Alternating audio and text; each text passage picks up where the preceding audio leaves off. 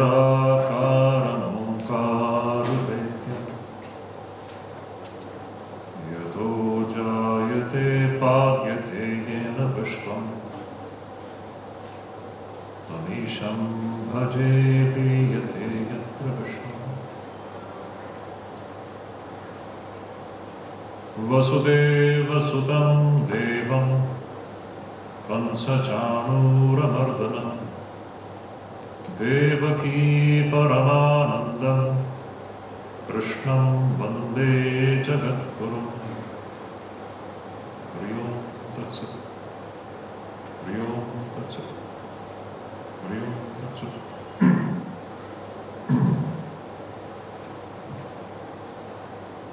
तो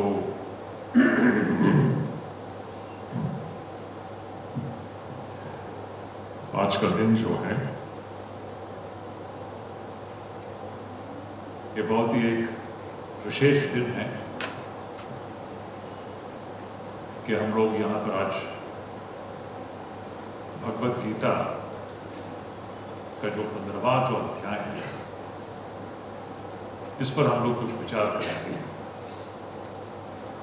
इस अध्याय का जो सार है उसको मैं आप लोगों के सामने रखने का प्रयास करूंगा।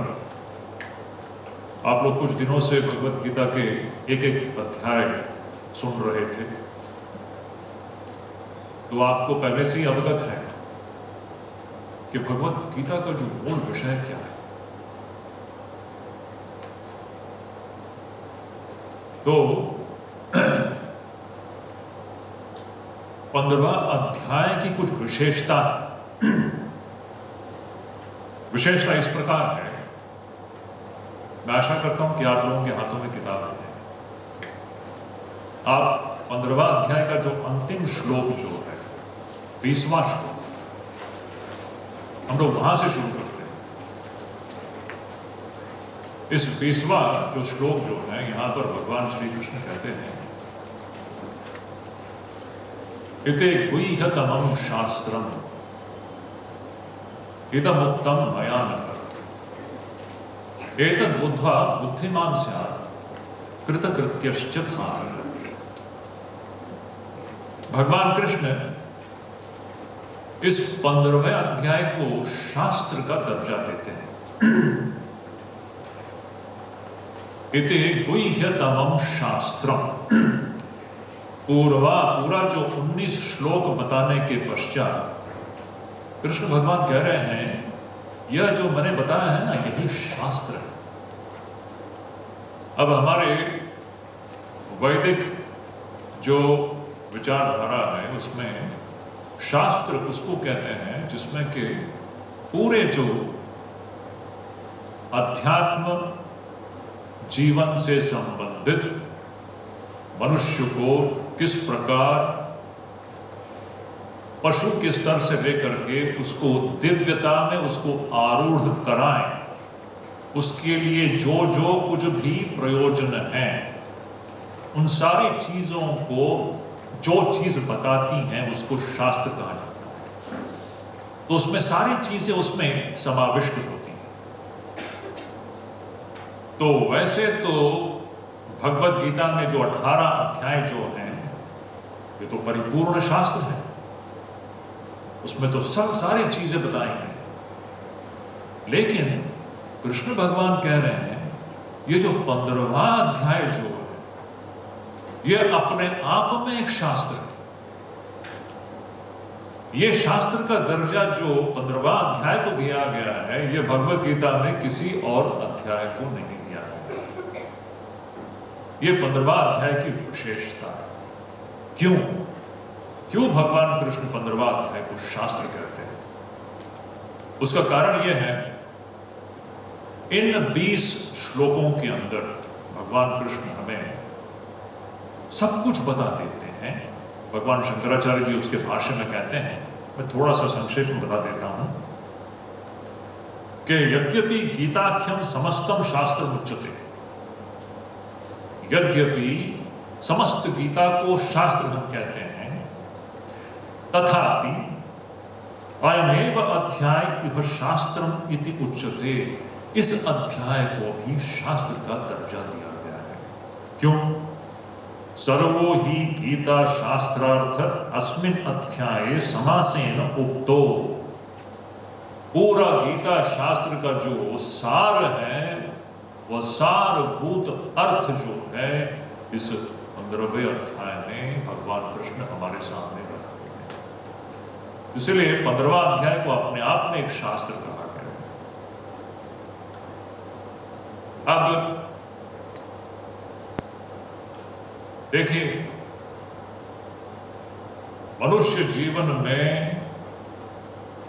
हमारे सामने एक लक्ष्य रखते हैं हमारे शास्त्र। मनुष्य जीवन का मूल उद्देश्य क्या है? कभी आप लोगों ने सोचा है इसके बारे में? ये सोचना बड़ी ही बहुत ही जरूरत बात है। मनुष्य जीवन का जो मूल लक्ष्य क्या है, वह लक्ष्य अगर सामने हमारा ना हो तो अक्सर ऐसा होता है कि हम जीवन में हम भटक जाते हैं और कई वर्षों के बाद फिर हमारे मन में एक पश्चाताप होता है कि हमने क्या कर दिया अपने जीवन के साथ। जो चीज हमें प्राप्त करना था उसको हमने प्राप्त नहीं किया, और जो चीज हमें कभी भी परिपूर्णता की ओर न ले जाए, हम उसी के पीछे हम दौड़ते रहे। इसीलिए जीवन का जो मूल लक्ष्य क्या है, यह जानना जरूरी है। और उस लक्ष्य को प्राप्त करने के लिए एक साधन क्या है। अगर मुझे यहां से मेरा गंतव्य स्थान अगर कुछ हो, वहां तक पहुंचने का साधन मेरे पास क्या है, इसका ज्ञान हमें होना चाहिए। तो एक है लक्ष्य, दूसरा है साधन। अगर ये हमारे पास, हमारे मन में अगर ये बात अगर स्पष्ट हो जाता है, तब देखो आप अपने जीवन को एक सुचारू ढंग से उसको एक सही दिशा में आप उसको ले जा पाएंगे, और धीरे धीरे आप ऐसे एक सुंदर एक मन की स्थिति को आप प्राप्त कर जाएंगे जो कि अवर्णनीय है, जो अत्यंत ही वांछनीय है। यही बात यहां पर इस 15वें अध्याय में भगवान कृष्ण कहते हैं। तो अब देखेंगे संक्षेप में इसका जो ये है। अब आपने कल आपने जरूर 14वां अध्याय आपने सुना होगा। 14वां अध्याय का जो 26वां जो श्लोक है, 14वां अध्याय का जो 26वां जो श्लोक है वो ये है। वहां पर ये कहा जाता है कि मां च यो अव्यभिचारेण भक्ति योगेन सेवते सगुणान समतीत्य एतान ब्रह्म भूयाय कल्पते। ये आपने कल जरूर सुना होगा। 14वां अध्याय जो है ये तीनों गुणों की वहां पर परीक्षा की गई है, और जो गुणातीत जो ब्रह्म जो है उसकी बात वहां पर की गई। तो भगवान कृष्ण 14वें अध्याय के 26वें श्लोक में कहते हैं कि मां च यो अव्यभिचारेण भक्ति योगेन सेवते। जो मुझे भक्ति के द्वारा, अव्यभिचारी भक्ति के द्वारा जो मेरी भजना करता है, देखो शब्द बड़े महत्वपूर्ण है। व्यभिचारी यानी अव्यभिचारी यानी जिसमें एक निष्ठा के साथ जब हम ईश्वर की हम भजना करते हैं तो क्या होता है, स गुणान समतीत्य एतान, वो इन सभी गुणों को, 3 गुणों की जो वर्णना वहां पर 14वें अध्याय में किया गया है। 3 गुण कौन कौन से हैं? सत्व गुण है, रजोगुण है और तमो। ये 3 गुण ही हैं जिसमें हम लोग सभी लोग बंधे हुए हैं। हमारा जो सत्य स्वरूप जो है गुणातीत है। ये आत्मा जो है गुणातीत है। उस गुणातीत आत्मा को अगर अनुभव करना हो तो हमारे अंदर कुछ योग्यता की अपेक्षा है। वो योग्यता क्या है? भगवान कृष्ण कह रहे हैं कि जो मेरी इस प्रकार अव्यभिचारी भक्ति के द्वारा जो मेरी भजना करता है, वो तीनों गुणों के पार जाकर के ब्रह्म भूयाय कल्पते, वो ब्रह्म को अनुभव करने में समर्थ होता है, उसके अंदर योग्यता उत्पन्न होती है। देखिए, योग्यता बहुत बड़ी बात है। भगवान को अगर अनुभव करना हो, भगवान यानी पहली बात मैं बता देता हूं, भगवान ये शब्द हम जब भी व्यवहार करते हैं तो हमारे मन में कई धारणाएं होती हैं जो कि स्वाभाविक है, प्राकृतिक है। मनुष्य का मन के स्वभाव इस प्रकार है कि वो भगवान यानी अपने से पृथक किसी चीज को सोचता है। जैसे कि कोई ऊपर बैठा हो, हमसे पृथक कुछ हो। हम जिसको ईश्वर कहते हैं वो हमसे पृथक नहीं है। ये पहली बात आप लोग इसको गांठ बांध करके रख लीजिए। अंग्रेजी में जिसको हम लोग गॉड गॉड गॉड कहते हैं, या दूसरे सिस्टम्स में गॉड यानी God is someone who is residing up in the heaven, beyond the clouds. That is not the conception of God which Vedas teach to us.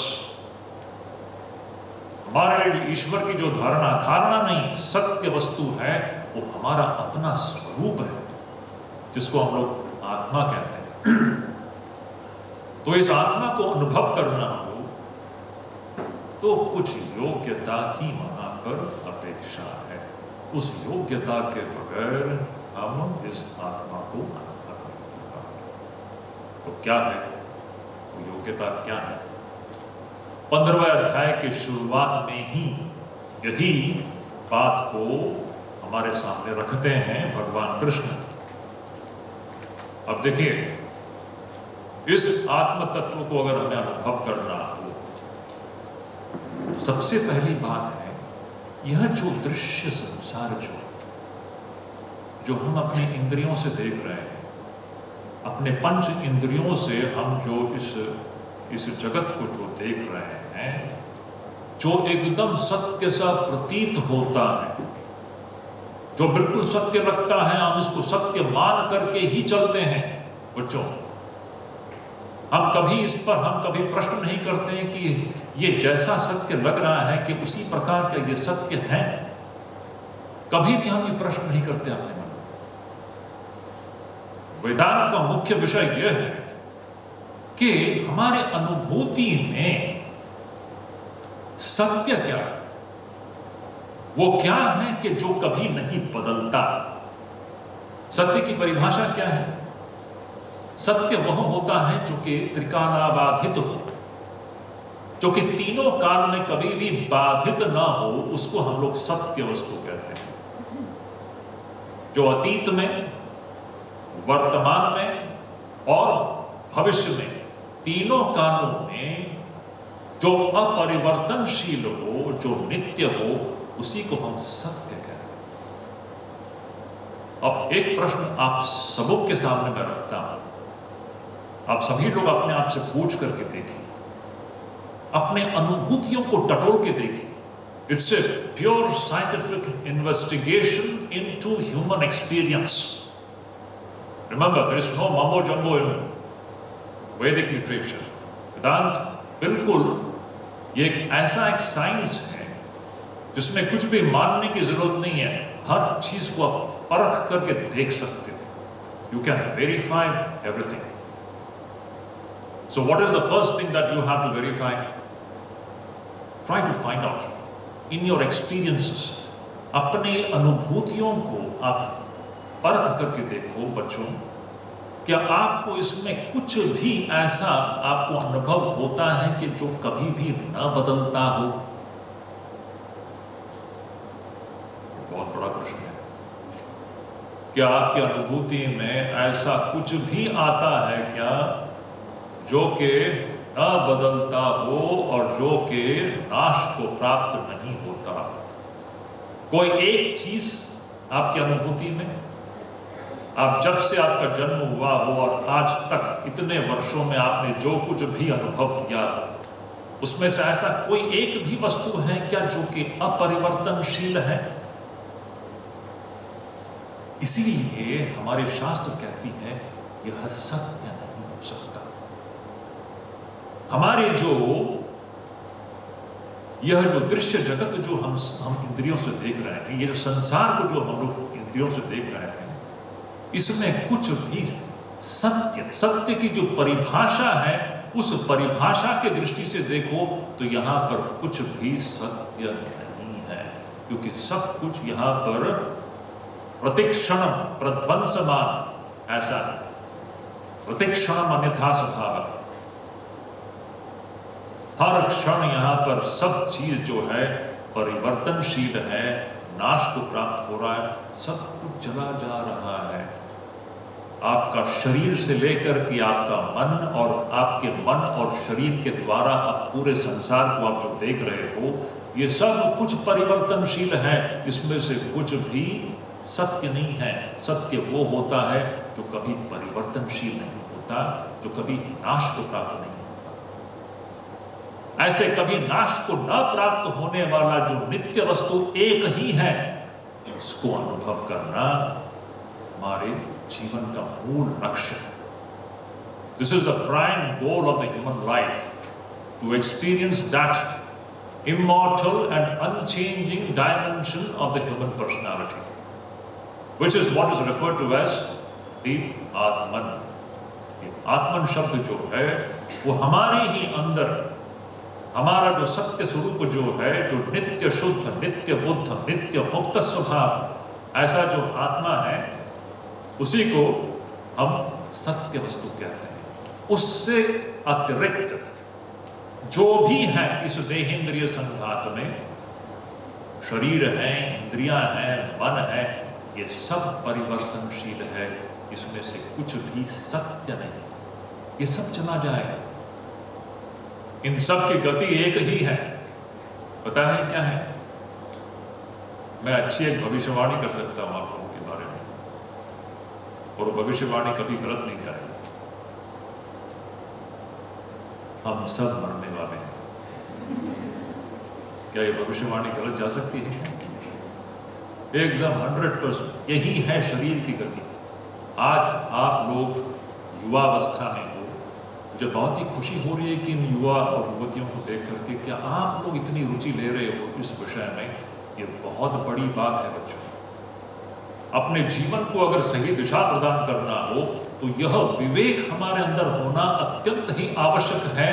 विवेक इसके बारे में कि यहां पर नित्य वस्तु क्या है और अनित्य वस्तु क्या है, यहां पर शाश्वत वस्तु क्या है और यहां पर परिवर्तनशील और नश्वर क्या है। और आप अगर नश्वर वस्तु के पीछे अपने आप को लगाओगे, अपनी सारी शक्तियों को अगर आप इस नश्वर वस्तु के पीछे ही लगा दोगे तो बहुत बड़ी दुर्घटना उसमें होने वाली है। आप बच नहीं सकोगे उससे।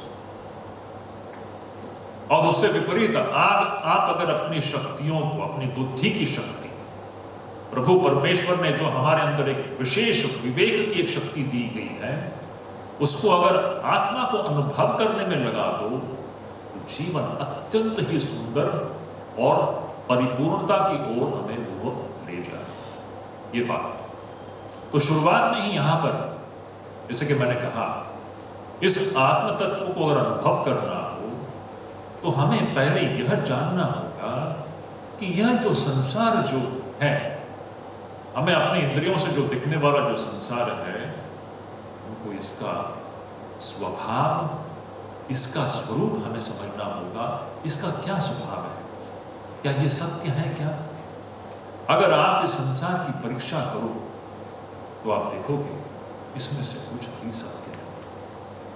और जब आपके अंदर यह, आपके रोम रोम में जब ये बात समा जाएगी कि संसार जो है नश्वर है, अशाश्वत है, तो उससे क्या होगा?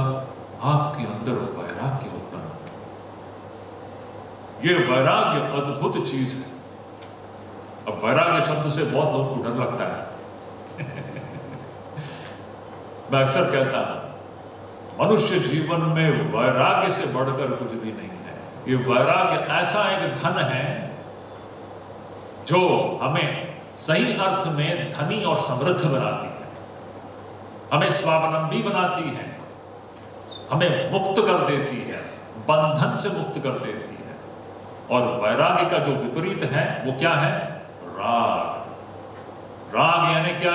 ये नश्वर संसार को पकड़ के रहने की जो हमारी जो आदत है। मैं आपसे पूछता हूं, जो चीज आपकी आंखों के सामने नष्ट हो रही है, क्या आप उसको पकड़ के रहोगे क्या?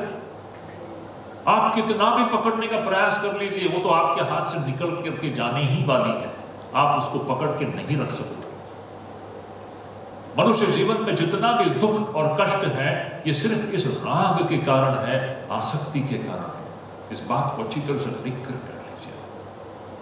मनुष्य जीवन में हम जितने भी दुख कष्ट भोगते हैं, उस दुख और कष्ट के पीछे का एक ही कारण है, इस नश्वर संसार के प्रति हमारी आसक्ति और राग। इसका विपरीत है विराग, वैराग्य। जिसके पास ये वैराग्य होता है, वह योग्य होता है इस आत्म तत्व को अनुभव करने का। इसीलिए देखिए, मैंने कहा 26वां जो श्लोक है 14वें अध्याय का, जिसमें कहते हैं ब्रह्म भूयाय कल्पते, वो ब्रह्म को अनुभव करने की योग्यता उसके अंदर आती है। वो योग्यता क्या है? वैराग्य या त्याग की भावना। ये त्याग की भावना के बगैर, वैराग्य की भावना के बगैर कोई भी इस आत्म तत्व को अनुभव नहीं कर सकता। इसीलिए भगवान कृष्ण 15वें अध्याय के शुरुआत में यह बात हमारे सामने रख देते हैं।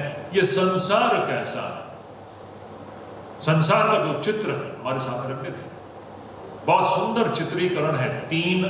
प्रथम तीन श्लोकों में भगवान कृष्ण हमारे सामने रख रहे हैं, ये संसार कैसा है, उसका वर्णन देखिए कितना सुंदर है। यहां पर इस पूरे संसार को एक वृक्ष के साथ इसकी तुलना की गई है। वृक्ष का दृष्टांत है। वृक्ष कैसे होता है?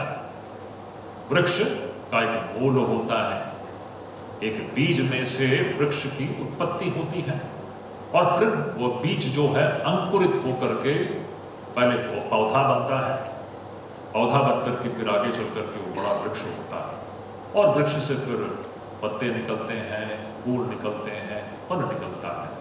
इस प्रकार ये वृक्ष फैलता है और बड़ा होता है। उसी प्रकार है ये संसार, एक वृक्ष के समान। तो ये संसार वृक्ष कैसा है? तो कहते हैं ऊर्ध्वमूलम अधश्चात् अश्वत्थम प्रादुर्भव्यम्। क्या सुंदर है। ये संसार वृक्ष कैसा है? उसका मूल जो है ऊर्ध्वमूलम। ऊर्ध्वमूलम मतलब क्या है? इसका जो मूल है ये ऊर्ध्वम, ऊपर की तरफ है। हम ऊपर की तरफ कहते हैं तो हम भौतिक दृष्टि से उसको हम ऐसा समझते हैं कि वर्टिकली ये नीचे है, ये ऊपर है, ऐसी बात नहीं है। यहां पर ऊर्ध्व का मतलब है इसका मूल, इसके जड़े कहां है? वो जड़ है, एक शब्द में अगर कहो, भगवान शंकराचार्य जी कहते हैं वो क्या है मूल? माया। ये माया बड़ा एक सुंदर शब्द है। ये माया जो है ये एक शक्ति है। किसकी शक्ति है? ब्रह्म की ही अपनी शक्ति है। विवेक चूड़ामणि में भगवान शंकराचार्य जी कहते हैं, इस माया के विषय में कहते हैं कि माया क्या है? अव्यक्त नामनी परमेश शक्ति, अनादिरविद्या त्रिगुणात्मिका त्वरा, कार्यान्मेया सुधियैव माया, यया जगत सर्वमिदं प्रसूयते। ये माया वह चीज है जहां से इस पूरे जगत की प्रसूति होती है, प्रसव होता है। ये पूरा जो दृश्य संसार हम जो देख रहे हैं, इसकी उत्पत्ति माया से होती है। और ये माया क्या है? परमेश शक्ति है, परमात्मा की अपनी ही शक्ति है। जैसे अग्नि हो और अग्नि की अपनी उष्णता होती है, उसी प्रकार यह जो आत्मा है ये उसकी अपनी शक्ति है। उस शक्ति से ये पूरा संसार उत्पन्न होता है। ये अपने आप में एक अलग विषय है, हमारे पास समय तो नहीं है, लेकिन मैं इतना ही कहता हूं, यह जो मूल है, संसार का मूल क्या है? माया, जो ब्रह्म या आत्मा की अपनी ही शक्ति है। उस माया से यह संसार वृक्ष की उत्पत्ति होती है। तो ऊर्ध्व मूलम, ये मूल क्या है? माया। ऊर्ध्व मूलम अधशाखा, और वहां से शाखाएं निकलती हैं, अधशाखा। और ये शाखाएं क्या है? सृष्टि का जो क्रम है, पहले जो माया से जो अव्याकृत से फिर महत आता है, जो समष्टि मन आता है, फिर उसमें से जो हिरण्यगर्भ आती है, पंच तत्व का पंच तन्मात्राएं जो होती हैं वह उत्पन्न होती हैं, ब्रह्मांड उत्पन्न होता है, और ब्रह्मांड से ये जो स्थूल जगत जो है ये सब निकलती है। ये उसका क्रम, सृष्टि का क्रम।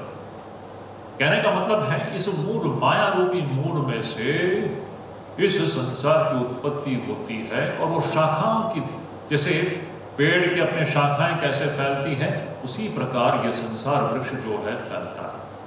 ऊर्ध्वमूलम अधशाखा। और ये संसार वृक्ष कैसा है? एक बहुत ही सुंदर शब्द यहां पर आता है, वो क्या है? अश्वत्थम। संसार वृक्ष को अश्वत्थ कहा गया। वैसे अश्वत्थ वृक्ष होता है, अंग्रेजी में जिसको हम लोग पीपल ट्री कहते हैं, पीपल का जो पेड़ होता है, तो संसार वृक्ष को अश्वत्थ कहा गया है। अश्वत्थ का मतलब यह होता है, अश्व जो कि अगले क्षण नहीं रहता, उसको अश्वत्थ कहते हैं। अश्वत्थ शब्द की जो परिभाषा जो है वो ये है, अश्वत्थ जो कि अगले क्षण जो नहीं रहता, उसको हम लोग अश्वत्थम कहते हैं। तो संसार कैसा है? अश्वत्थम। मतलब यह प्रतिक्षणम प्रध्वंसमान, प्रतिक्षणम अन्यथा स्वभावः, सतत परिवर्तनशील, सतत नाश को प्राप्त होने वाला ऐसा एक अद्भुत एक चीज है। ये अश्वत्थ है, ये शाश्वत नहीं। अश्वत्थ का जो विपरीत उल्टा क्या होता है? शाश्वतम, जो कि कभी भी विपरीत, जो कभी भी परिवर्तनशील नहीं होता, जो कि नित्य है, उसको हम लोग शाश्वत कहते हैं। तो ये संसार जो है ये शाश्वत नहीं है, ये अश्वत्थ है, बराबर होके। और क्या? छंदांसी यस्य पर्णानि, जैसे कि पेड़ के अपने पत्ते होते हैं, उसी प्रकार इस संसार वृक्ष के पत्तों के समान क्या है? छंदांसी। छंदांसी माने यहां पर वेद, वेद उसके पत्तों के समान है। जिस प्रकार पत्ते जो होते हैं वह पेड़ की रक्षा करती है ना, पत्तों के कारण ही पेड़ भी रक्षित होती है, उसी प्रकार वेद है इस संसार, इस पूरे संसार वृक्ष को जो जिसकी रक्षा करती है। छंदांसी यस्य पर्णानि यस्तम वेद स वेद। इस प्रकार इस संसार को, इस पूरे दृश्य संसार को जो इस प्रकार जानता है, भगवान कृष्ण कहते हैं वह वेदविद है, वह पूरे वेद के अर्थ को समझ गया। वेद के अर्थ को समझ जाने का मतलब क्या है? क्योंकि इस दृश्य संसार से अतिरिक्त, जो कि इस दृश्य संसार के स्वरूप को जिसने जान लिया, इसके मूल स्वभाव को जिसने जान लिया, उसने पूरे संसार को ही समझ लिया। पूरे संसार को समझना है आपको।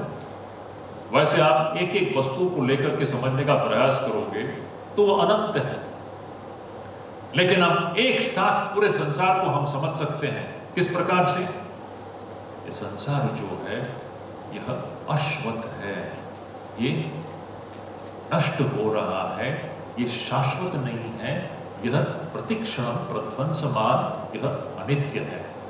यह है पूरे संसार को समझने का जो हमारी विधि जो है, इस प्रकार से। तो इस प्रकार जो संसार को जो जानता है वो वेद के अर्थ को ठीक ठीक समझता है। और क्या है?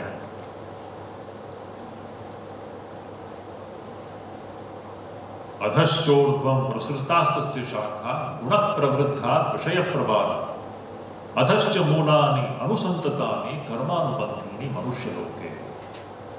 अब देखिए, ये जो एक तो है परम मूल माया शक्ति, जहां से पूरे संसार वृक्ष जो है यहां पर फैलती है, और दूसरा जो है क्या है?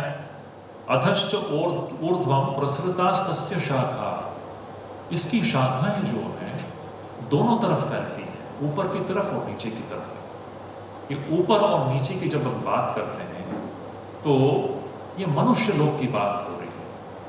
मनुष्य लोक से ऊपर की तरफ और मनुष्य लोक से नीचे की तरफ ये क्या है? देखिए, हम जैसा कर्म करते हैं,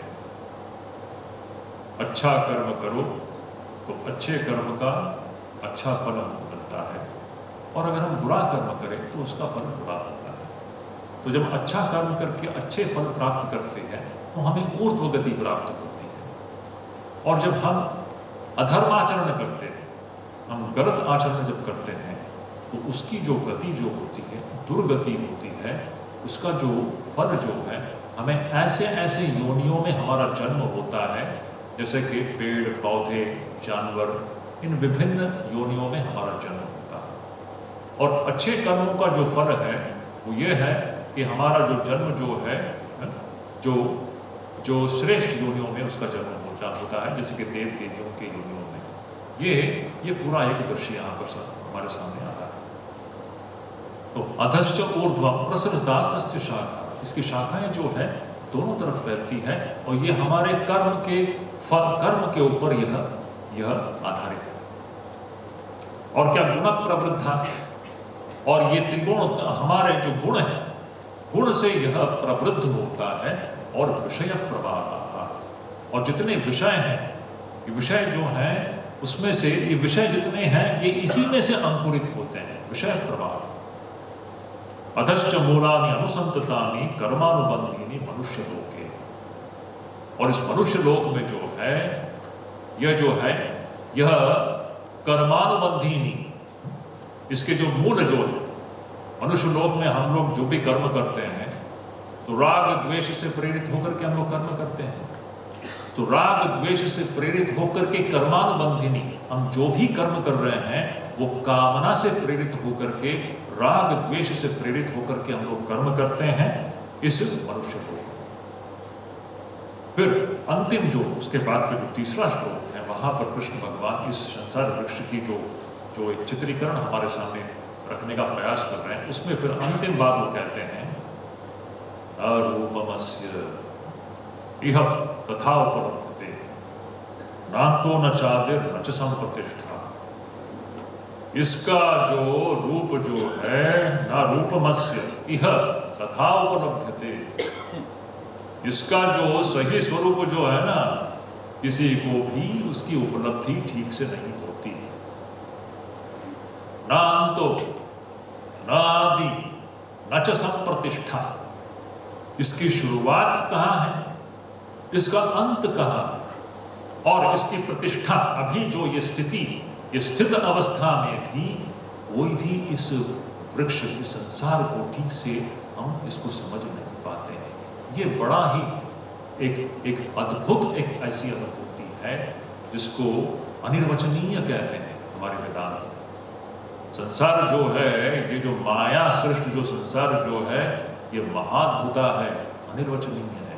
इसकी शुरुआत, इसका अंत और इसके बीच की जो स्थिति है, इसके विषय में कोई भी ठीक से इसको समझ नहीं पाता। अश्वत्थमेन, अब last line is very important.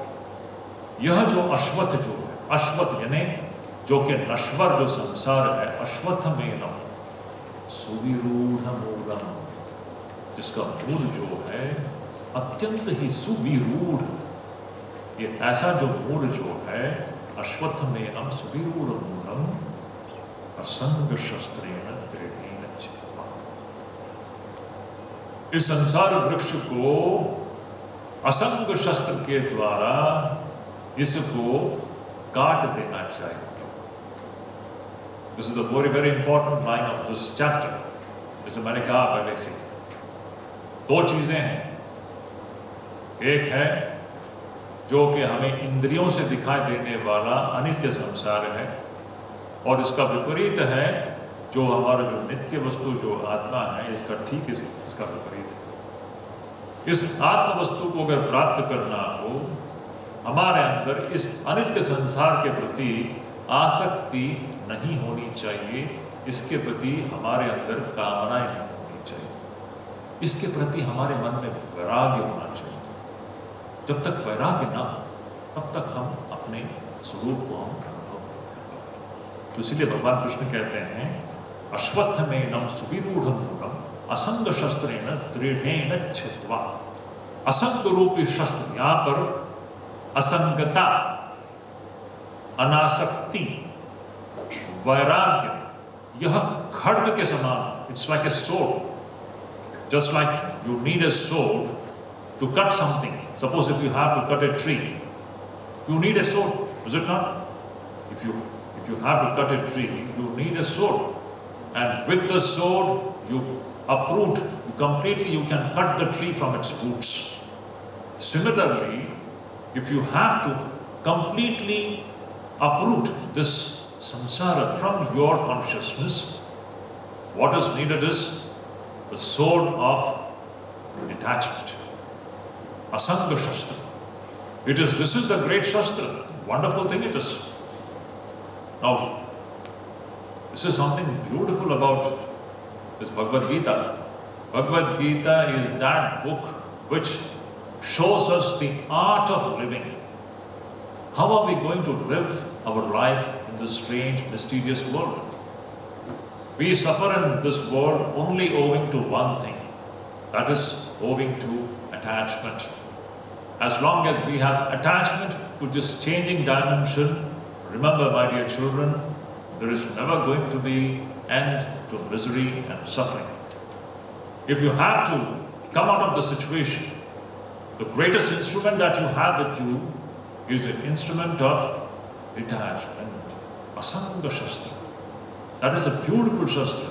With that shastra in your hand, you can very beautifully wade through this jungle of this life without getting attached to anything, and at the same time achieving great things in this world. Both the things are possible. It's a wonderful thing. In fact, the more we are detached to this changing dimension, you will see you will be conserving your energies to such an extent that you will be able to do great things. It is because of our attachment that our energies get focused and limited to very small things in life. And when detachment comes, when vairagya comes, you release yourself from these entanglements, and then your energies are available to do wonderful things. That is why you will see all the great people who have achieved great things in life. You will see a great element of this great virtue of detachment present in their life. They are never caught up in small things of life. आपको अगर कुछ बड़ा करना हो जीवन में, तो आपको छोटी छोटी चीजों के प्रति आपके अंदर अनासक्ति होनी चाहिए। सिर्फ छोटी छोटी चीजों की बात नहीं है, पूरे इस नश्वर संसार के प्रति जिसके अंदर अनासक्ति हो, वैराग्य की भाव हो, वो व्यक्ति अद्भुत कर्म कर सकता है। वो दूसरों के लिए बहुत सुंदर कर्म कर सकता है। यह उसका रहस्य है। भगवान कृष्ण पहले ही इन 3 श्लोकों में हमारे सामने इस नश्वर संसार का एक चित्र हमारे सामने रख देते हैं और कहते हैं कि अश्वत्थमेनं, यह जो अशाश्वत नश्वर जो संसार है, इसको काटेंगे कैसे? इसको काटना हो तो हमारे पास शस्त्र क्या है? वो है असंग शस्त्रे दृढ़ेन छित्त्वा। इसको काट करके फिर देखिए, अच्छा, संसार वृक्ष को काट करके हम करेंगे क्या?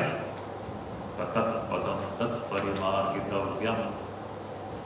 इसको काट दिया, ये जो दृश्य संसार जो हमें हमारे इंद्रियों से दिख रही है, जो हमको इतना सत्य सा प्रतीत हो रहा है, इसके अंदर हमारी इतनी सत्यत्व बुद्धि है।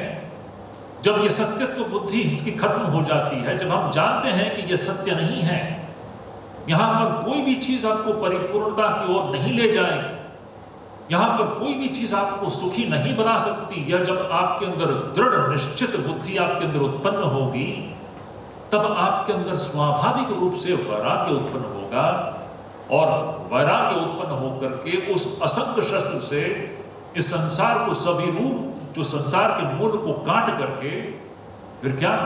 तत्पदम परिमार्गितव्यम।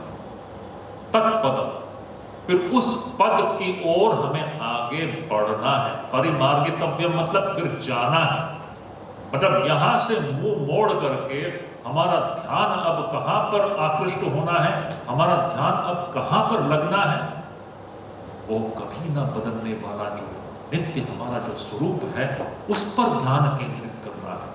This is a wonderful thing my dear children, और this is the whole science of that beautiful discipline called meditation, which should be a part of your day to day life. हम लोग मेडिटेट आजकल ये meditation का बहुत fashion है। Meditation किस पे करोगे आप? मेडिटेशन सिर्फ एक रिलैक्सेशन टेक्निक नहीं है। हम लोग उसको सिर्फ एक रिलैक्सेशन टेक्निक बना देते हैं थोड़ा डिस्ट्रेस करने के लिए, वो ठीक है। The real goal of meditation is what? It is a powerful means to realize and experience your own true nature, your own unchanging dimension. अपने अंदर जो कभी न बदलने वाला, जो नित्य शुद्ध बुद्ध मुक्त आत्मा जो है, जो कि अजर है, अमर है, जो मृत्यु के परे है, उस आत्मा को अनुभव करने का साधन है यह ध्यान। और ध्यान तभी संभव होगा जब हम इस अनित्य संसार से हम मुंह मोड़ लेंगे। मैं अक्सर कहता रहता हूँ, YouTube में कितने ऐसे वीडियोस भरे पड़े हुए हैं, मेडिटेशन इन 15 मिनट्स, मेडिटेशन इन 20 मिनट्स, समाधि इन 10 मिनट्स, आपको देखने को मिलेगा। इसके चक्कर में कभी मत पड़िएगा। Meditation is impossible without the spirit of vairagya and tyag. जो मन इस नश्वर संसार की ओर आकृष्ट है, जिस मन में इस नश्वर संसार के प्रति आसक्ति हो, वो कभी भी ध्यान नहीं कर सकता। इस बात को आप लिख के रख लीजिए। इसीलिए हम ध्यान करने के लिए बैठते हैं लेकिन सफल नहीं हो पाते, मन भटकता ही रहता है। कहां भटक रहा है मैं पूछ रहा हूं? इस अशाश्वत संसार में नहीं भटक रही है। क्यों भटक रही है? क्योंकि मन आसक्त है। और जब तक अनासक्ति उसमें नहीं आती है तब तक आप देखोगे, आप आंख बंद करके भले ही बैठ जाओ, ध्यान नहीं होगा। Meditation is a very big word, we are using it very lightly. The true meditation will come, it's intense absorption into our own true nature. और वो तभी संभव है जब हमारा जो मन, हमारा जो ध्यान है, इस नश्वर संसार से हट जाती है।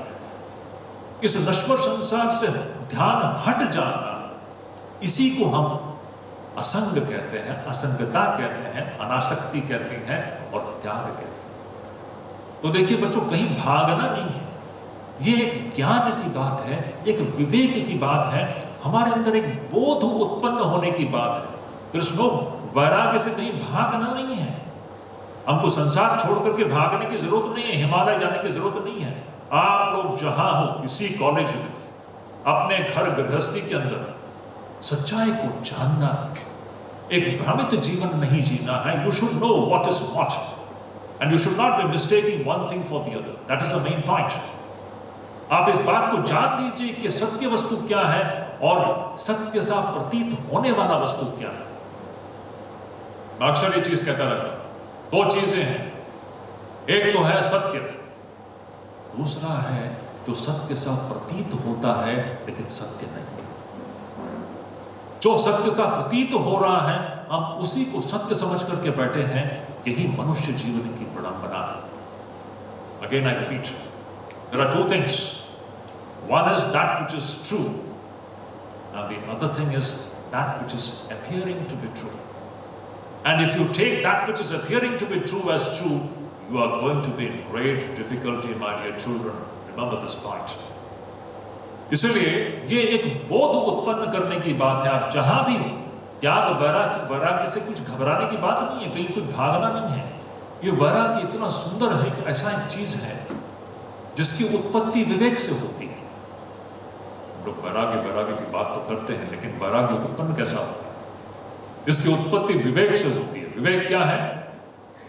विवेक वो चीज है जिसमें हमको साफ साफ व्यक्ति को यह दिखने लगता है, आंख खोल करके दिखने लगता है कि मैं जो देख रहा हूं यह सत्य सा प्रतीत हो रहा है, लेकिन इसमें कुछ भी सत्य नहीं है। और उसका ध्यान इस संसार में व्यवहार करते हुए उसका ध्यान सब समय उस नित्य वस्तु की ओर होता है। This is a wonderful state of mind which has to be awakened in us. That is the main purpose of the study of Bhagavad Gita. आप लोग यहां पर बैठ करके भगवत गीता का अध्ययन क्यों कर रहे हैं? ताकि हमारे अंदर ये एक किताब पढ़ने की बात नहीं है, ये हमारे अंदर एक बोध को उत्पन्न करने की बात है। It's an awakening of a new vision of this reality, what is real and what is appearing to be real. If you have this clarity, अगर ये क्लैरिटी आपके मन के अंदर आ जाती है बच्चों, तो देखोगे आपको फिर मार्गदर्शन के लिए कहीं जाना नहीं पड़ेगा। That is what Krishna is doing in his Bhagavad Gita. Wonderful. Arjun was confused what to do and what not to do. जो अनित्य वस्तु है उसके प्रति वो मोहित हो गया है ना। भगवत गीता की शुरुआत कहां से होती है? अर्जुन, हम लोग सब अर्जुन के परिस्थिति में बैठे हैं। We are confused about two things, what is real and what is appearing to be real. And Krishna, what was Krishna doing? Krishna was trying to bring clarity into Arjun's mind, and Krishna is bringing clarity into your mind, into my mind. And once this clarity comes about what is what, एक बार यह जो विवेक हमारे अंदर उत्पन्न हो जाए कि सत्य वस्तु क्या है और सत्य सा प्रतीत होने वाला क्या है, इसका पार्थक्य जो हमारे अंदर अगर ये बुद्धि हमारे अंदर अगर उत्पन्न हो जाती है, उसके बाद आपको मार्गदर्शन की किसी की आवश्यकता नहीं पड़ेगी। You yourself will know what to avoid and what to take. Presently, what is happening, you know? ये क्लैरिटी न होने के कारण बच्चों हम क्या कर रहे हैं पता है? जो चीज अवॉइड करना हो हम उसको पकड़ रहे हैं, और जिस चीज को पकड़ना हो उसको हम अवॉइड कर रहे हैं। लिख के रखो इस बात, यही हमारे जीवन की विडंबना है। जब क्लैरिटी नहीं हो, जब विवेक नहीं हो हमारे मन में, जो त्याज्य है हम उसको पकड़ते हैं, और जो हमें प्राप्त करना हो उसको हम छोड़ देते हैं। प्राप्त करना एक ही चीज है इस मनुष्य जीवन में, अपने स्वरूप को, जो नित्य शुद्ध बुद्ध जो आत्मा है, उसी को प्राप्त करना है। इस बात को मैं बार बार कहते हुए थकूंगा नहीं। श्री कृष्ण इस बात को कहते हुए थकते नहीं हैं। सभी महापुरुषों की वाणी एक ही है कि मनुष्य जीवन का जो मुख्य परम लक्ष्य यही है। आप लोग आज इस कॉलेज में भले छोटी कुटी पढ़ रहे हैं, लेकिन जान लीजिए, these are all intermediate goals. It's very good. You should excel in your studies. You should do very well. Wonderful. You should become a very wonderful citizens of this country. But much more than that, there is something which is very important. This human life is very precious. It has got a clear goal. Why are we born in this human body? This human body has got some specific, very special privileges given to us by the nature. In this human body alone, we can have this experience of the truth, which is not possible in any other bodies. This is what Bhagwan Shankaracharya says, this Viveka Chudamani. Anyhow, तो इस प्रकार यहाँ पर भगवान कृष्ण कहते हैं, इस संसार को मूल से काट करके असंग शस्त्र से ततः पदम तत्परिमार्गितव्यम्, फिर उस आत्मा की ओर हमें बढ़ना है, उसको प्राप्त करने की ओर हमें बढ़ना है। ततः पदम तत्परिमार्गितव्यम् यस्मिन् गता न निवर्तन्ति भूयः, वहां से फिर आप कभी भी इस नश्वर संसार में आप कभी भी फंसोगे नहीं। You will never be trapped. Presently, because of our attachment, हमारे आसक्ति के कारण आज पता है क्या हो रहा है? हम लोग कितने रूपों में हम लोग यहाँ पर बंधे हुए हैं। ये बंधन बड़ा दुखदायी है। पता नहीं आप लोग इसको महसूस करते हुए हैं, कितने रूपों में हम लोग बंधे हुए हैं इस नश्वर संसार में। सबसे बड़ा बंधन तो ये शरीर का ही है। हम कैसे इस बात को मान करके चल रहे हैं कि हम ये शरीर है। अब इसके मूल में अगर जाएं, अगर हम परीक्षा के मूल में जाए, तो बच्चों, आपने कभी अपने आप से ये प्रश्न किया है? आपको लगता है कि आप यह शरीर हो, शरीर में सीमित हो? और शरीर की बात हो जाए तो फिर एक पुरुष शरीर हो गया, एक स्त्री शरीर हो गई है। क्या आपको लगता है कि आप इस छोटे से शरीर के अंदर आप सीमित हो? वेदांत कहते हैं आप ये शरीर हो ही नहीं सकते। Can you imagine? Is it not a point to be investigated and verified? What an interesting subject is, my dear children. Have you ever thought that are you really limited to this body which you think yourself to be? If you begin to investigate, something wonderful will dawn, emerge from that investigation. कुछ अद्भुत ऐसा आपको अनुभूतियां होने लगेगी जो कि शब्दों में उसका वर्णन करना कठिन है। This is what human life is meant for. Great investigation into our own true nature. तो ततः पदम तत्परिमार्गितव्यम यस्मिन् गता न निवर्तन्ति भूयः। उस आत्मा को प्राप्त करने के पश्चात आप दोबारा इस यहाँ पर आपका आवर्तन नहीं होता, आप दोबारा इस संसार में आप फंसोगे नहीं। अब देखिए, इस आत्मा को अनुभव करना तो साधन क्या है? साधन हमने देखा, पहला तो है असंग शस्त्र, detachment. That is the real art of living, to be detached, non attached and at the same time deeply involve. Again detachment का बहुत गलत अर्थ लगाते हैं। डिटैचमेंट का मतलब क्या है? कोई वहां पर रास्ते में कोई है, कुछ एक्सीडेंट हो गया है, कोई कष्ट में है, कोई बेहोश होकर पड़ा है, no I am detached, I don't do anything. This person has not understood detachment at all. बहुत लोग डिटैचमेंट का मतलब समझते हैं to become insensitive. Detachment doesn't mean insensitivity. It doesn't mean callousness. It doesn't mean disinterestedness. Real detachment goes along with intense involvement. To be deeply involved and at the same time perfectly detached. That is the art of living. This is what Krishna was teaching Arjuna. Can you imagine? Arjuna was standing in the battlefield. Battlefield से बढ़कर कौन सा एक situation हो सकता है which will demand your full attention? Tell me. अगर आप लोग एक रणभूमि में खड़े हो, एक सोल्जर को जरा इमेजिन करके देखिए. He is standing in the middle of the battlefield. He is surrounded by enemies on all sides. What a kind of involvement that situation demands. And at the same time, you should be perfectly detached. And only a perfectly detached person will be able to do his actions perfectly.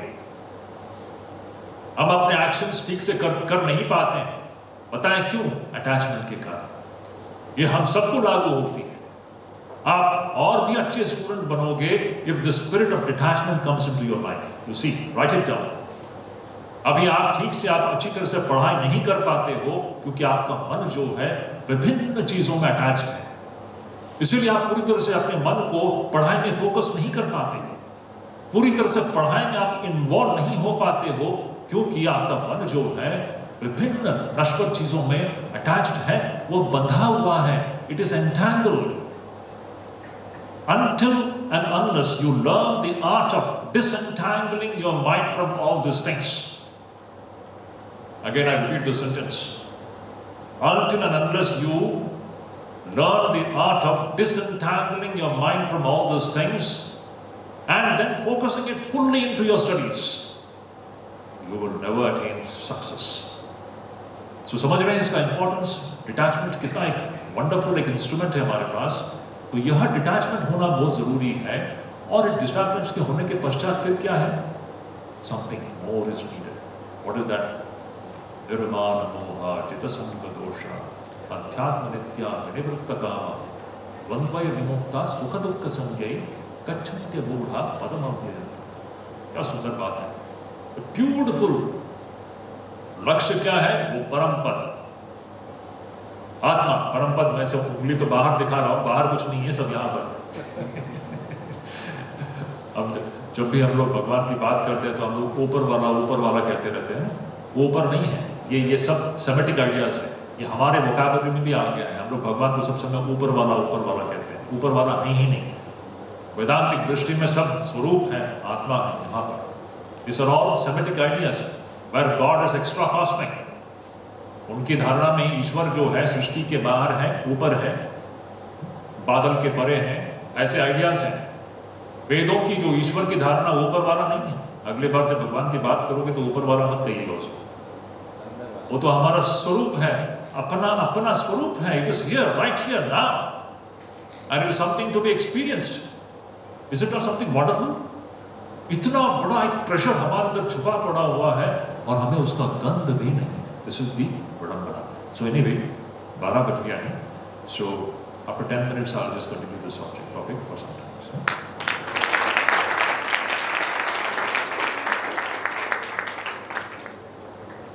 Actually I'm feeling very, क्या कहें, एक घंटे के अंदर इस विषय को समाप्त करना बड़ा कठिन है।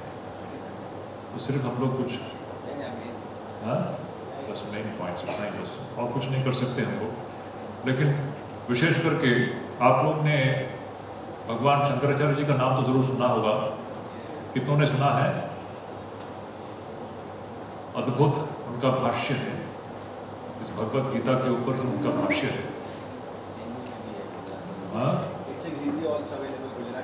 It is available in all the languages. It has been translated into all the languages. अद्भुत उनका भाष्य है। आप उस भाष्य के साथ अगर पढ़ोगे तो so enlightening it is. Anyhow, तो हमने देखा कि मनुष्य जीवन में हमें यह जो विवेक जो है ये बड़ा महत्वपूर्ण है। विवेकहीन जो व्यक्ति होता है वो पशु के समान।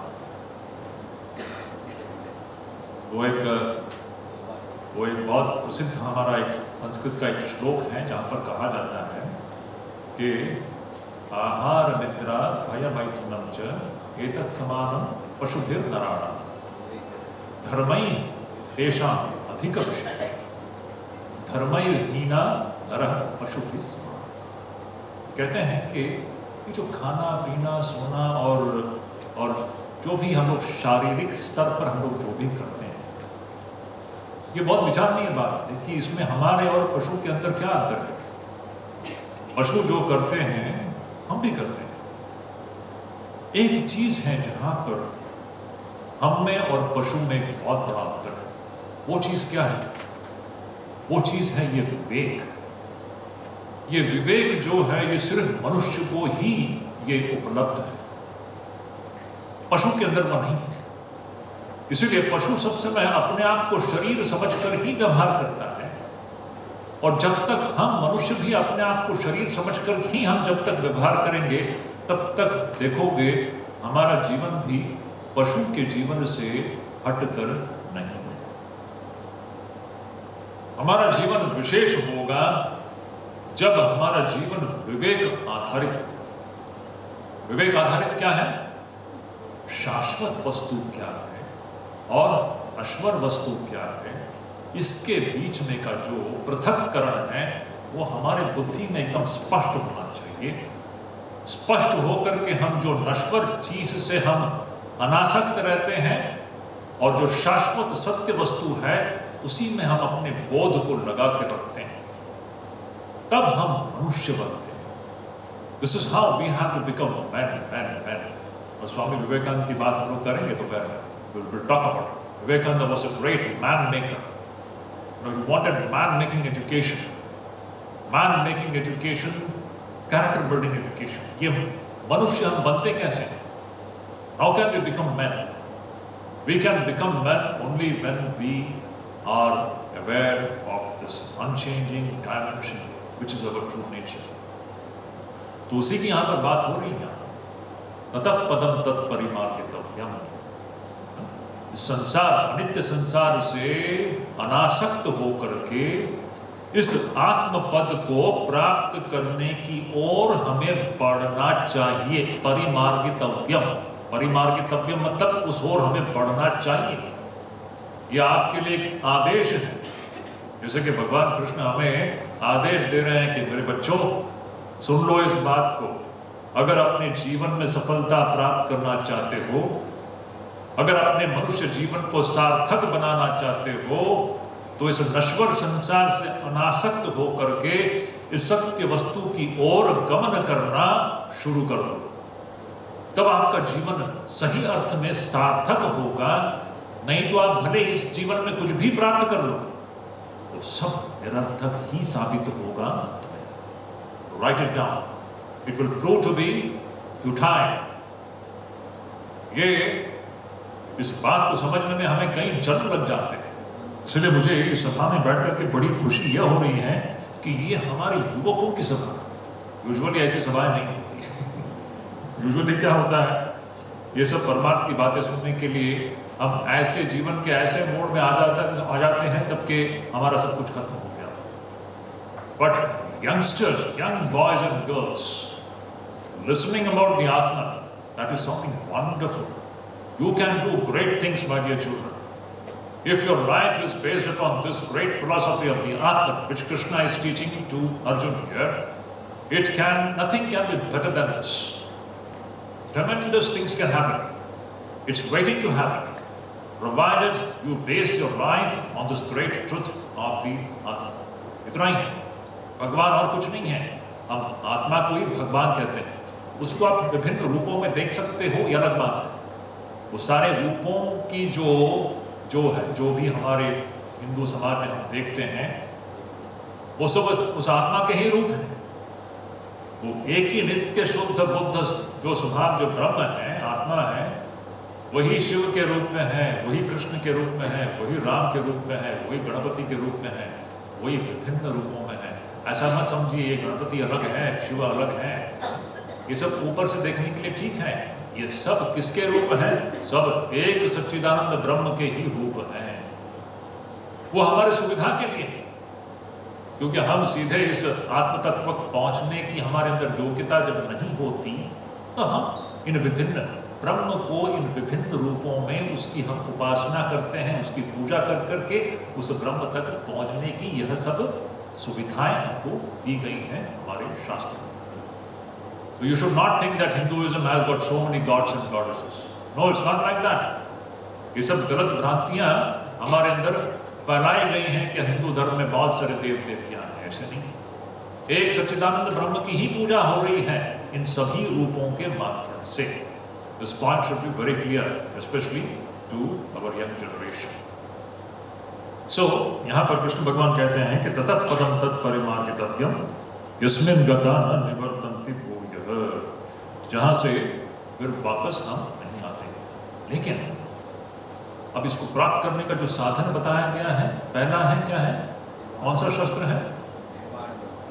असंग शस्त्र, डिटैचमेंट। उसके बाद में आता है निर्माण मोहा चित्त संगदोष अध्यात्म नित्या विनिवृत्त काम वन्वय विमुक्ता सुख दुख संगे गच्छन्ति मोहा पदम अव्यक्ता। क्या मतलब है इसका? कहते हैं कि आत्मा को प्राप्त करने की कुछ चीजों की आवश्यकता है। निर्माण, निर्मोह, दो चीजें। एक है मान। मान का मतलब क्या है? अभिमान, अहंकार, गलत अहंकार। ये गलत अहंकार क्या है? मैं का हमने गलत अर्थ लगा दिया। अभी हम जब भी कुछ व्यवहार करते हैं, व्यवहार कैसे करते हैं? हमारे सारे व्यवहार में अहम तो होता है ना। मैं ये करूँगा, मैं वो करूँगी, मैं अभी ये करूँगा, वहाँ जाऊँगा। सबके मन में तो अहम है। हमने कभी ये प्रश्न नहीं किया कि इस अहम का मतलब क्या है। अभी हम इस बात को मान करके चल रहे हैं कि अहम का मतलब है यह शरीर, जो कि सच्चाई में कभी भी यह हो नहीं सकता। मैं का मतलब ये शरीर हो सकता है क्या? यह अपने आप में ही ये एग्जामिनेशन का एक विषय है। You have to examine, my dear children, when you go back from the session, और the biggest your homework will be to find out when you say I, the I which is identified with this gross body, with the male body and the female body, the homework will be, are you really this? क्या आप इस शरीर में सीमित हो? इस अहम का मतलब क्या है? ये जो I का मतलब क्या है? इसको खोजना, यह सारा जीवन भर का एक बड़ा एक इन्वेस्टिगेशन है। और जिस दिन आपको इस प्रश्न का उत्तर मिल जाए, उस दिन आपका जीवन सार्थक है। और मैं ये भी कह देता हूं, ये एग्जामिनेशन करने का जो सबसे सुंदर समय कौन सा है पता है? ये जो युवावस्था, when you are young, when you are strong, when you are energetic, आप लोग कर सकते हो, ये जादू आप लोग कर सकते हो। When you are in the prime of your youth, this is the time to embark on this great journey of self-investigation about what is our true nature.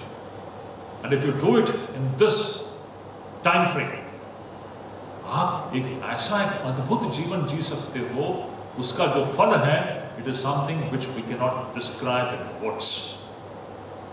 जीवन में हम जो भी अच्छे चीजों को प्राप्त करने का हमारे अंदर जो आकांक्षाएं होती हैं, क्या है अच्छी चीजें? मैं बताता हूं, पूछता हूं आपसे। हम सब सुखी होना चाहते हैं। कोई है यहां पर दुखी होना चाहते हैं? पूरा हाथ थोड़ा ऊपर कीजिए थोड़ा सा। कोई कहे कि स्वामी जी मैं दुखी होना चाहता हूं। Everybody wants to be happy, is it not? No one wants to suffer in life. Everybody wants to be free from misery and suffering. हम दुखी होना नहीं चाहते हैं, हम सुख को प्राप्त करना चाहते हैं। लेकिन विडंबना ये है कि हमको इस बात का ज्ञान नहीं है कि सुख कहाँ है। हम सुख को वहां ढूंढ रहे हैं जहां सुख का लवलेश भी नहीं है। यह मनुष्य जीवन की विडंबना है।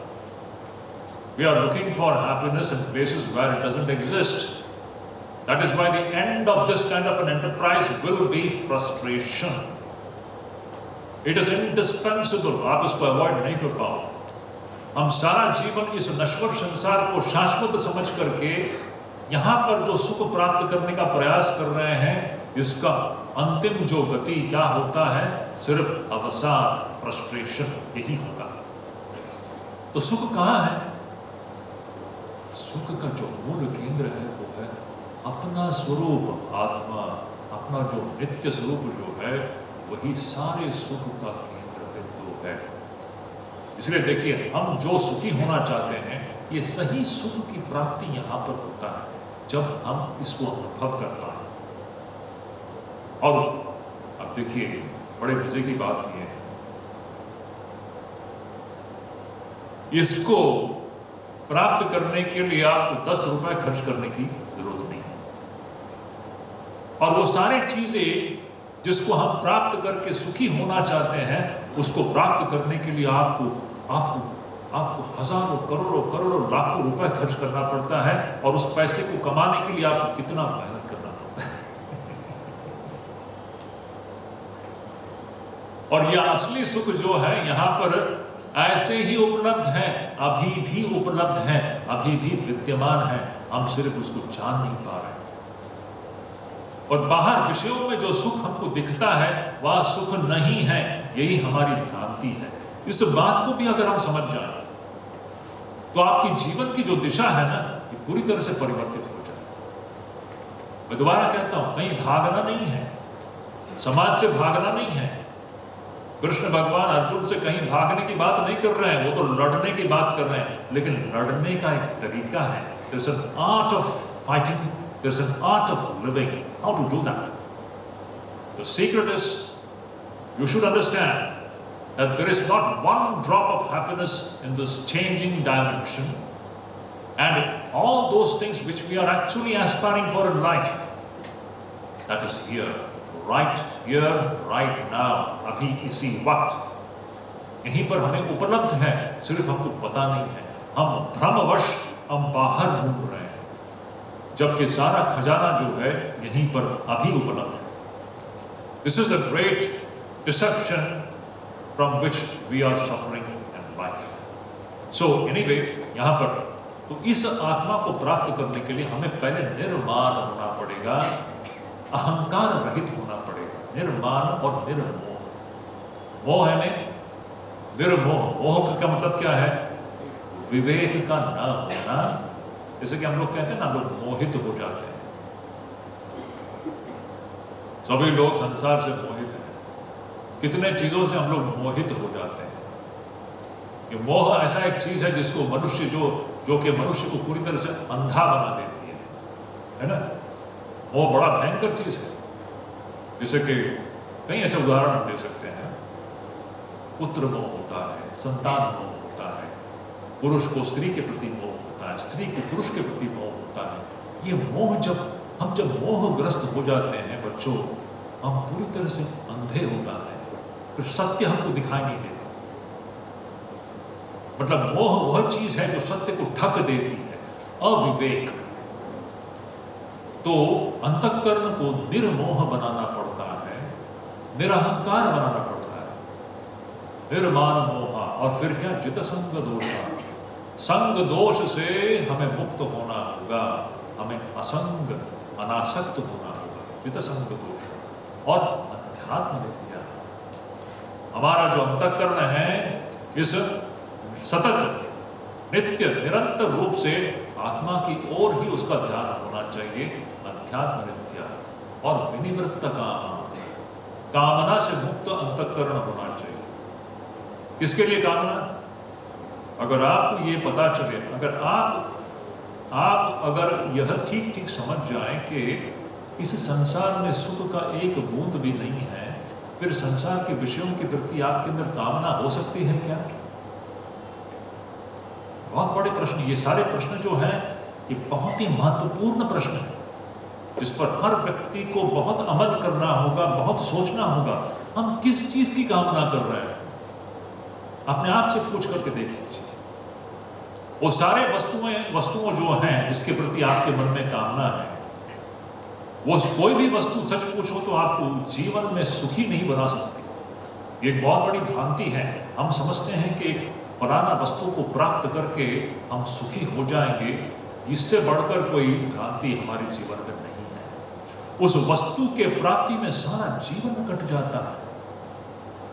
आज आप युवा युवतियां हो, देखते देखते देखते संध्या काल आ जाएगा, बुढ़ापा आ जाएगा, उस वस्तु के पीछे भागते भागते भागते उन सारे वस्तुओं के पीछे कामना करते करते करते जीवन कट जाएगी, लेकिन वस्तु को प्राप्त करने की कामना, वो प्यास जो है वो कभी खत्म नहीं होती।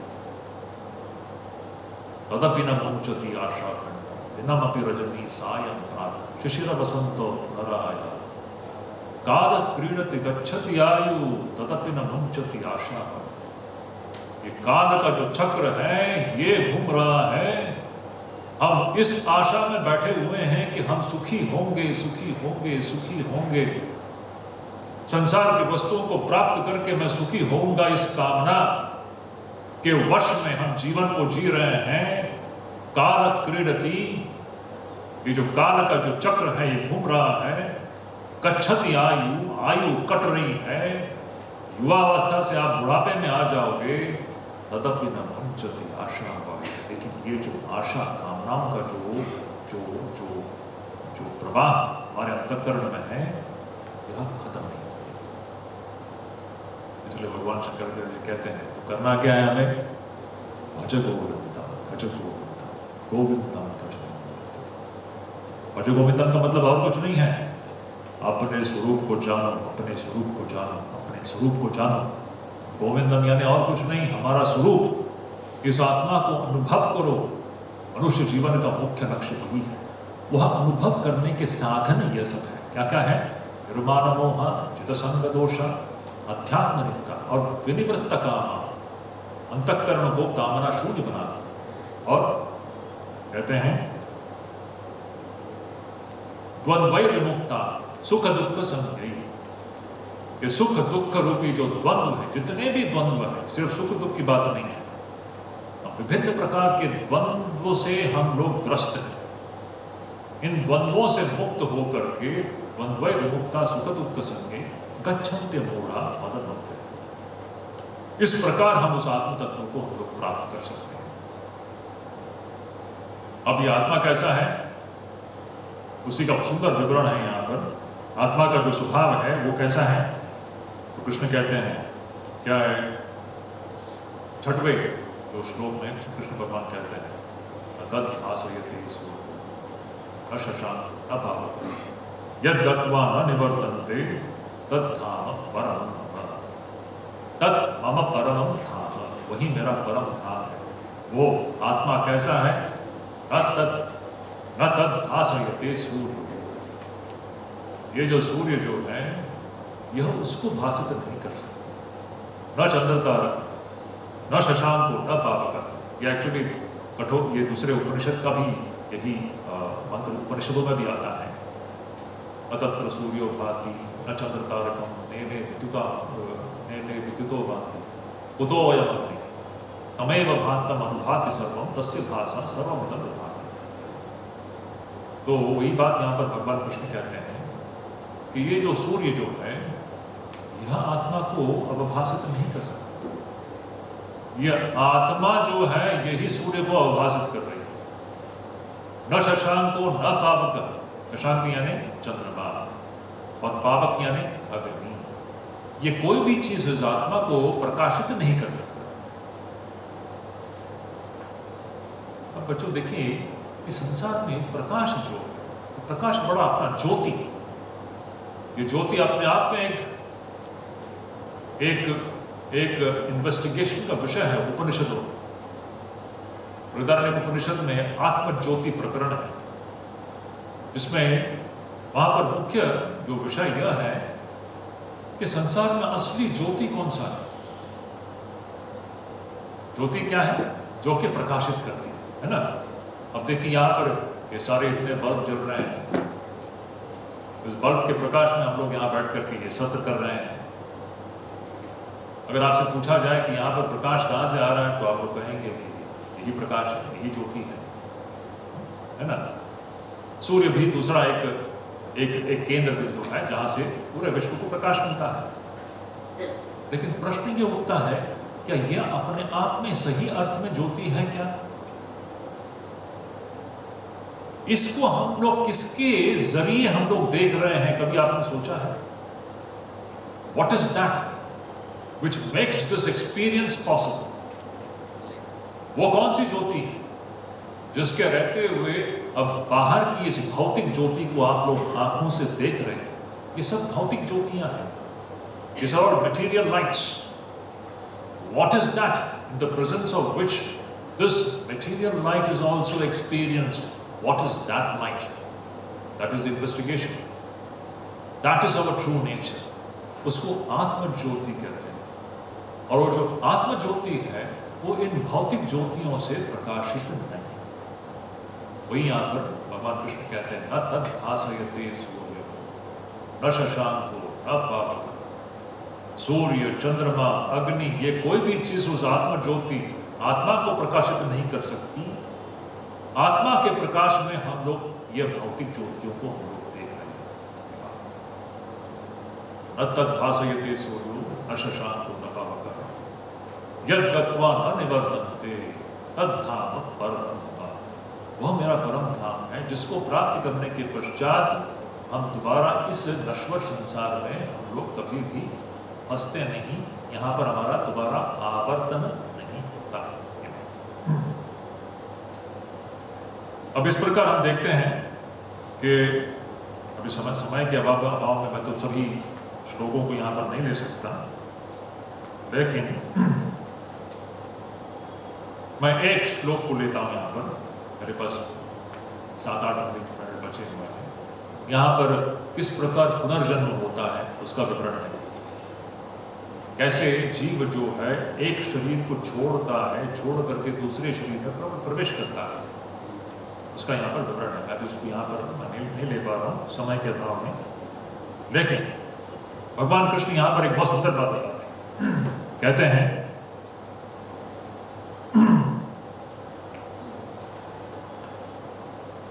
उसका सार मैं बता देता हूं, श्लोक को छोड़ दीजिए। कृष्ण भगवान कह रहे हैं,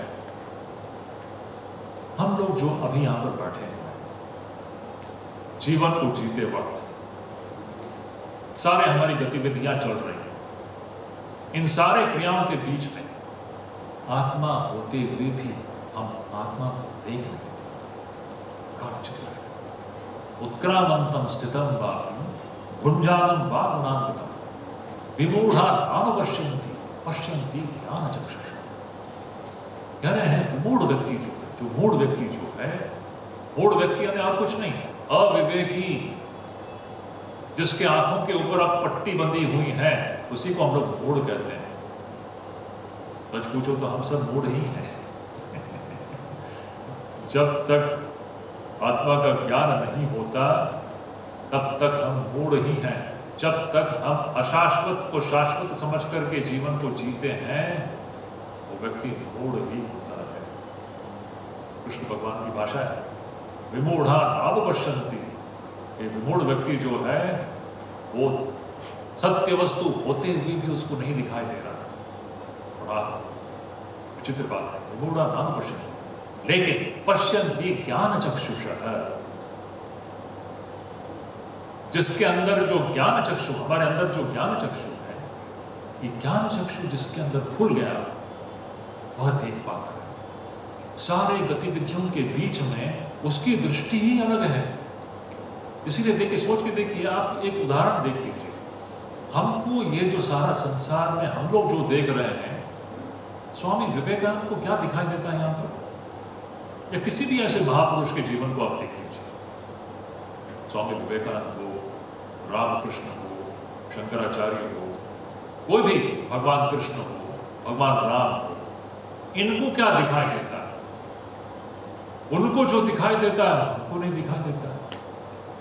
और हमारी बुद्धि जहां फंसी हुई है वह चीज उनको नहीं दिखाई देती।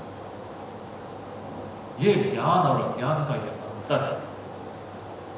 जब तक हम अज्ञान में हैं, जब तक हम अपने स्वरूप को नहीं जानते, तब तक हमको ये जो अनित्य संसार सत्य सा लगता है। विवेकानंद की दृष्टि से अगर आप देखेंगे, स्वामी विवेकानंद से अगर आप पूछेंगे आपको क्या दिखाई देता है, वो कहेंगे मुझे तो सिर्फ आत्मा ही दिखाई देता है। आत्मा से भिन्न यहाँ पर कुछ भी नहीं दिखाई देता। क्या हो गया? ज्ञान चक्षु जिसका खुल गया। चक्षु यानी आंख। ये चर्म चक्षु की बात नहीं हो रही है, हमारी ये भौतिक आंखों की बात नहीं हो रही है। ज्ञान चक्षु, ये ज्ञान की आंखें हैं। ये ज्ञान की जो आंखें हैं, यह जब खुल जाती है तो व्यक्ति जो है सबों के साथ व्यवहार करते हुए उसको कुछ दूसरा ही दिखाई देता है। उसको सर्वत्र एक शाश्वत आत्मा ही दिखाई देता है। उसकी बुद्धि इस नश्वर संसार में टिकी हुई नहीं है जिस प्रकार हमारी बुद्धि टिकी हुई है। ये बहुत बड़ा एक अंतर हो जाता है व्यवहार। जब तक हमारी बुद्धि इस नश्वर संसार में टिकी हुई है तब तक हम विमूढ़ हैं। और जब हमारे अंदर ये ज्ञान चक्षु जब खुल जाती है तब एक अद्भुत परिवर्तन आ जाता है। यही परिवर्तन, ये इसी की अपेक्षा है हमारे जीवन। हमारे जीवन में यह परिवर्तन आना चाहिए। हमारे अंदर का जो ये ज्ञान चक्षु अगर खुल जाए बच्चों, वही एक्चुअल एजुकेशन है। देखो, मैं भी दोपहर में स्वामी विवेकानंद के कुछ विचारों को आपके सामने रखूंगा। एजुकेशन क्या है? किताबें पढ़ करके रटना एजुकेशन है। Let us come out of this wrong idea, this misconception.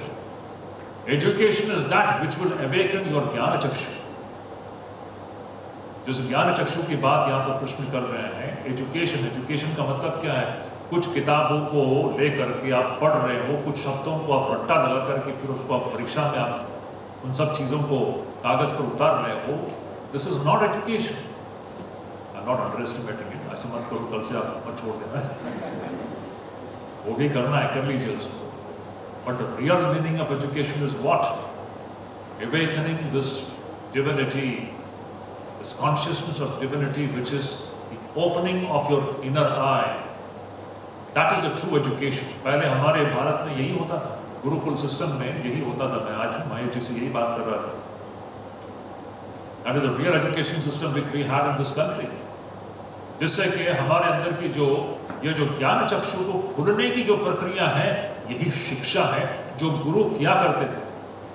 सोच के देखिए, बच्चों के अंदर यह दिव्य जो बोध है उसको जगाते थे।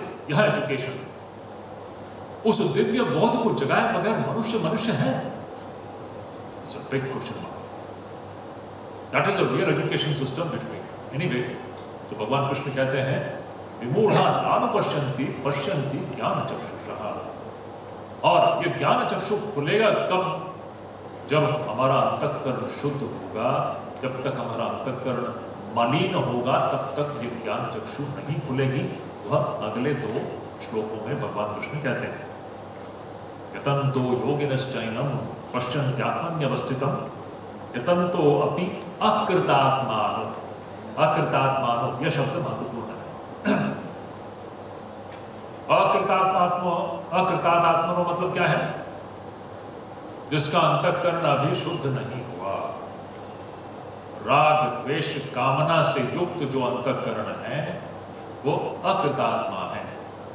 ऐसा जब तक हमारा अंतःकरण जब तक अशुद्ध होगा, मलिन होगा, तब तक ये आत्मा की अनुभूति संभव नहीं। जैसे जैसे हमारा अंतःकरण शुद्ध हो, कामना वासनाओं से मुक्त हो, उतना आप देखेंगे कि ये सत्य वस्तु जो है ये बिल्कुल ही आपके लिए अनुभव गम्य हो जाए। It will become a matter of experience to all of us. That is why, children, morality and ethics is an inseparable part of an ideal human life. Do not make compromises as far as morality and ethics is concerned. Very high standards of certain human behavior. कुछ भी अधर्माचरण जो होगा, याद रख लीजिए, अधर्माचरण करके हम कुछ क्षणिक चीज को हम भले ही पा लो, लेकिन असली चीज को आप पूरी तरह से खो बैठेंगे। अधर्माचरण हम लोग क्यों करते हैं? गलत आचरण हम लोग क्यों करते हैं? कोई चीज वस्तु को प्राप्त करने की कामना से प्रेरित होकर के इतना हम मोहित हो जाते हैं उस वस्तु के प्रति कि हम उस वस्तु को प्राप्त करने के लिए धर्म को भी छोड़ देते हैं और अधर्म का हम लोग पथ को चुन लेते हैं। इसका परिणाम यह होता है कि सत्य वस्तु जो है वो बिल्कुल ही वो ढक जाता है। यह इसका भयंकर परिणाम। इसीलिए to lead a very ethically and morally a highly pure life, that is the condition, ये उसका शर्त है। उसके बगैर कोई भी इस आत्म वस्तु को प्राप्त नहीं कर सकता। तो ये जो भगवान कृष्ण कहते हैं, तो मैं सिर्फ इस संक्षेप में इस पूरे चीज को यहीं पर समाप्त कर देता हूँ, जैसे कि समय यहाँ पर खत्म हो रहा है। तो हमने जो डिस्कस किया अब तक, संक्षेप में कहो तो इस 15वें अध्याय में जो है भगवान कृष्ण पूरे वेद का जो सार है उसको हमारे सामने रखते हैं। वेद का सार क्या है बच्चों?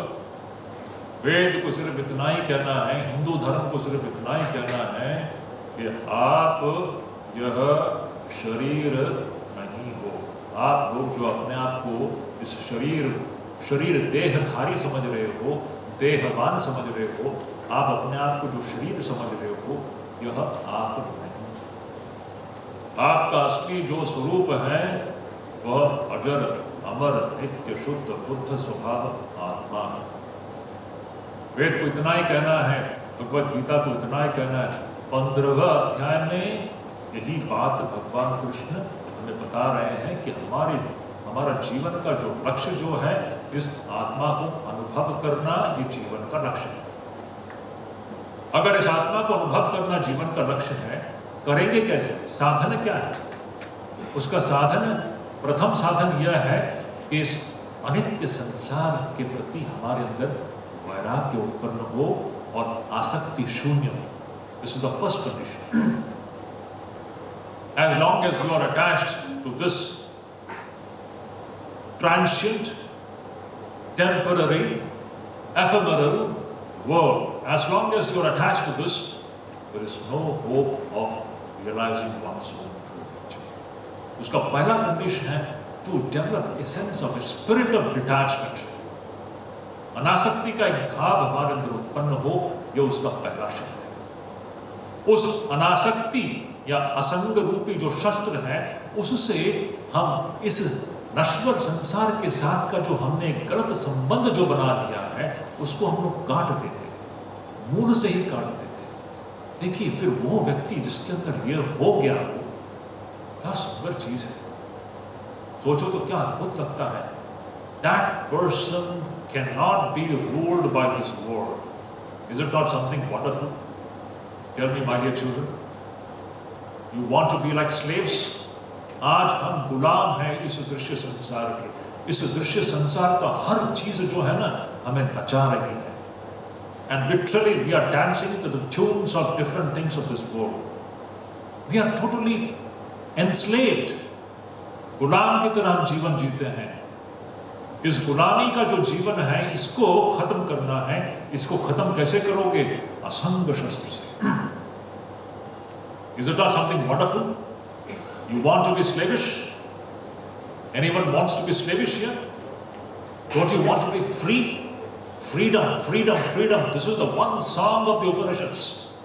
This is the one song of Bhagavad Gita. This is the one song of Hindu Dharma. Hindu धर्म का मुख्य जो विषय क्या है? Freedom, मुक्ति, मोक्ष। Freedom from the slavishness for this अनित्य संसार। इस संसार का गुलाम नहीं बनना है, इस संसार का स्वामी बनना है। To become the master of this world and not to remain a slave to this world. That is what Krishna is teaching right in the beginning. हमें बता रहे हैं कि बच्चों कैसे करोगे इसको? संसार की गुलामी स्वीकार करोगे या इस पर विजय प्राप्त करना है, या आप निश्चित कर लीजिए। गुलामी स्वीकार करोगे तो उसका परिणाम एक प्रकार का होगा, और ज्ञान के द्वारा, असंग शस्त्र के द्वारा जो स्वाधीनता आप प्राप्त करोगे उसकी तो बात ही कुछ और है। So the goal of human life is to develop the spirit of freedom, freedom, freedom, freedom from slavery, freedom from bondage, freedom from all limitations. What a wonderful thing it is. This is the song of the Upanishads. This is the song of Bhagavad Gita. So कैसे करोगे इसको? संसार से अनासक्त होकर के और फिर तत्पदम परिमार्गितव्यम्। यहाँ इस दृश्य संसार से अनासक्त होकर के फिर इस आत्मा की ओर गमन करना, ये हमारा परम कर्तव्य है। इस मनुष्य शरीर में होकर के आप अगर ये नहीं कर रहे हो तो हमारे शास्त्र हमें बताती है कि हम बहुत बड़ा एक अवसर खो रहे हैं। We are losing a great opportunity that has been given to us. ततपदम तत्परिमार्गितव्यम् यस्मिन् गता न निवर्तन्ति। और उसको करने के लिए जो साधन जो हमने कहा, निर्माण चित्तसंगतोषा अध्यात्मिकता निवृत्तकामा वन्वै विमुक्ता सुख दुःख संज्ञै गच्छन्त्यमूलान् पदमपि। इस प्रकार इन सब साधनों के माध्यम से हम देखेंगे अपने स्वरूप को हम जान पाएंगे। यही शिक्षण का मुख्य अर्थ है। To become educated means to have this self knowledge. एक अंतिम एक उदाहरण देकर के मैं अपने इस वक्तव्य को यहाँ पर समाप्त करूँगा। आप लोगों ने स्वामी विवेकानंद का नाम तो सुना ही होगा। स्वामी विवेकानंद के जो गुरुदेव थे कौन थे? रामकृष्ण। रामकृष्ण को, भगवान रामकृष्ण को, श्री रामकृष्ण को जब स्कूल भेजा जा रहे हैं, उनके बड़े भाई कहते थे कि आप स्कूल जाइए। वो स्कूल जाने से नकार। उन्होंने कहा कि मैं स्कूल जाकर के क्या करूं? ये कोई पढ़ाई है? He said कि what shall I do with this education? I want that education which will make me fulfilled forever. Shri Ramakrishna का जो उत्तर था जब उनको कहा गया था कि आप स्कूल जाइए पढ़ाई करने के लिए, श्री रामकृष्ण कहते हैं कि मैं ये जो दाल रोटी कमाने का जो माध्यम रूपी जो एजुकेशन है, अभी का एजुकेशन क्या है? सिर्फ दाल रोटी कमाने का माध्यम, इतना ही है बस। But what is the true meaning of education? Let us have a different view of this wonderful word called education. Education is not only the matter of getting a job or something like that. ये तो बहुत छोटी बात है। We are not born to be just doing some small things. Each one of us, we are nothing short of that divinity. सोच सकते हैं आपका असली identity क्या है? So we have to come out of the trap of the wrong identity and discover ourselves in a new way. So that is the education which will help you to discover yourself in a new way. आपके सत्य स्वरूप को बताने वाला जो चीज होगा वही असली में एजुकेशन है। That awakens your divine consciousness and makes you free वो आपको एक मुक्त जीवन जीने में वह आपके लिए सहायक है। यही कह करके अपने इस वक्तव्य को यहाँ पर विराम देता हूँ। मैं दोबारा मुझे बहुत ही खुशी हो रही है, विशेष करके इस सभा को देख करके जहाँ पर सब हमारे बच्चे हैं। Wonderful. Very rarely do where I see that young boys and girls sitting with such concentrated minds, listening so attentively to the subject. Usually, our boys and girls are not interested in it. But let me tell you, let me assure you, if you take the study seriously, something wonderful is waiting to happen in your lives. This will take care of it.